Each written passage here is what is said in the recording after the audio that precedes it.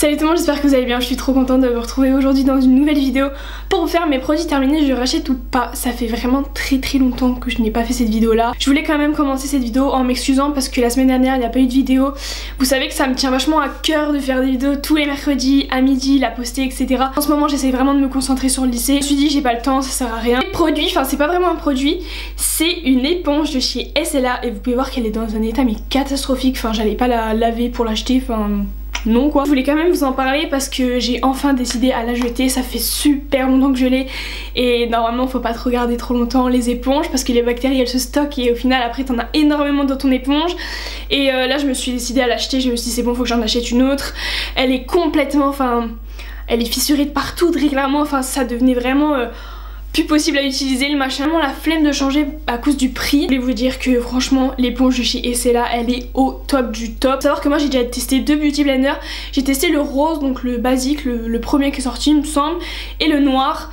Donc le rose était pas très bien, je sais que, enfin il était bien mais il se craquait super vite et super facilement, donc en fait au bout de 15 jours ton éponge à 20 € elle était déjà complètement cassée, donc vraiment le seum quoi. La noire pour le moment elle va bien. Pour l'histoire je n'ai pas racheté l'éponge SLA car ben SLA ça se trouve que sur internet il me semble, enfin moi du moins je peux trouver que ça sur internet. Les frais de port etc, déjà que c'est cher, les frais de port en plus c'est encore pire. En tout cas si un jour vous faites une commande sur SLA et que bah, vous avez envie de tester l'éponge, foncez, elle est super bien. On passe à un fond de teint de chez L'Oréal, c'est l'infaillible 24 heures mat.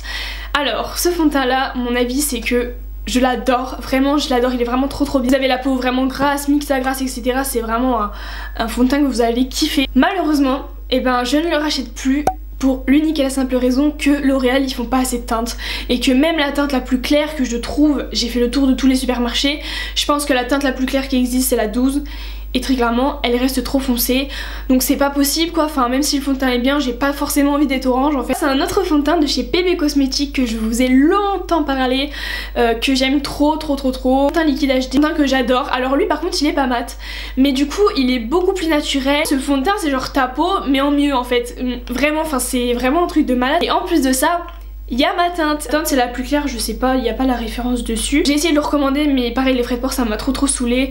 Donc je sais que j'ai une poudre de chez PB Cosmetics que j'aime bien aussi et que j'espère racheter. Donc du coup quand j'aurai fini la poudre, peut-être que je me bosserai pour faire une commande avec les deux produits que j'aime trop de cette marque là.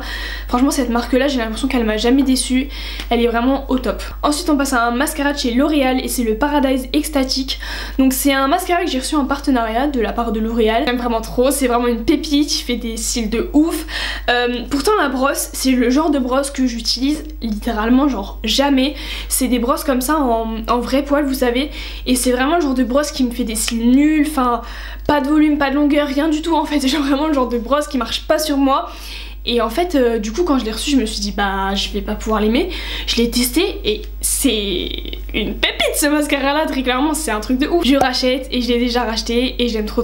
On passe à un autre mascara qui est le Roller Lash de chez Benefit. Donc déjà comme vous voyez j'en ai deux dans les mains, donc je pense que vous connaissez ma réponse. Vraiment une longueur de ouf, ça sépare les cils trop bien, vraiment pas de paquet avec ce mascara là, alors là vous inquiétez pas pour ça. Enfin vraiment trop bien, je l'ai trop aimé, un truc de ouf, et du coup je l'ai racheté. Actuellement j'en ai un deuxième que j'utilise tous les jours en ce moment et je l'aime trop en fait. C'est mon mascara préféré avec celui que je viens de vous montrer avant. Maintenant on va parler de ces eaux micellaires de chez Bioderma, donc c'est celle avec le bouchon vert, c'est celle pour les peaux mixtes à gras. Ça je rachèterai pas, franchement ça démaquille bien mais alors ça brûle les yeux, mais genre vraiment c'est insupportable. Vous voyez bien que j'ai deux bouteilles, en fait je les ai reçues gratuitement et du coup j'avais pas envie de gâcher etc. Du coup je les ai quand même utilisées même si ça brûlait les yeux. Maintenant on a cette eau micellaire de chez Aven, donc c'est la Cleanance qui est trop bien, je l'aime trop, elle démaquille trop bien. Elle pique pas trop les yeux, ça va un petit peu mais pas trop. En fait ça dépend, genre si tu t'en mets vraiment dans les yeux ça va te piquer. Si tu fais gaffe ça passe tu vois. Alors que l'autre vraiment t'avais beau faire gaffe et tout ça te brûlait les yeux quoi, donc c'était un peu relou. Mais celle-là franchement ça va, ça passe beaucoup mieux. Et du coup celle-là je l'ai rachetée en gros format ce coup-ci. Je sais plus si je l'ai racheté une ou deux fois. On passe à un nettoyant que j'aime trop de chez Aderma. Et donc c'est le gel moussant purifiant.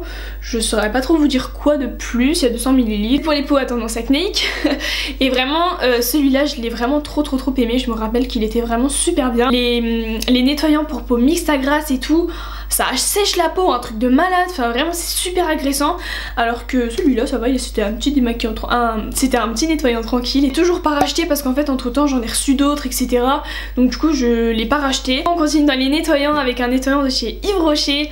Donc celui-là c'est le Sebo végétal, donc c'est un gel nettoyant purifiant pour les peaux mixtes à grasse. Il est vraiment super bien, lui je l'ai racheté, je l'avais reçu en partenariat et du coup je l'ai racheté. Non, c'est une crème hydratante que j'utilisais tout le temps avant, mais genre vraiment c'était ma crème hydratante depuis que je suis en 6ème je crois, enfin vraiment remplacé parce qu'en fait il faut savoir que entre temps j'ai reçu un hydratant, donc c'est le fluide hydratant matifiant de chez Clarins et ça fait quand même quelques temps que je l'ai reçu et en fait je l'ai trop aimé, vraiment.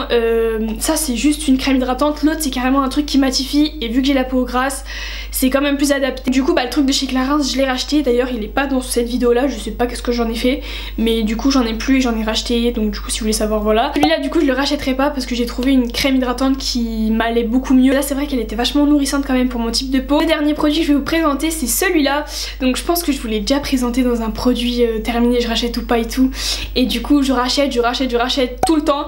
C'est mon après-shampoing préféré, genre littéralement j'en ai testé plein mais je reviens toujours à celui-là. C'est celui de chez Garnier de la gamme Ultra Doux et donc c'est celui à l'avocat qui est pour les cheveux très secs ou frisés et il est super bien, franchement tu mets ça sur tes cheveux, après tes cheveux ils sont tout doux et tout, c'est trop bien, franchement je l'aime trop et surtout qu'il coûte pas super cher, enfin je veux dire c'est du Garnier, enfin franchement ça passe, donc vraiment trop cool. Bon, du coup c'est tout pour cette vidéo, j'espère vraiment qu'elle vous aura plu. En attendant une prochaine vidéo je vous fais plein de bisous et puis je vous dis à bientôt, bye.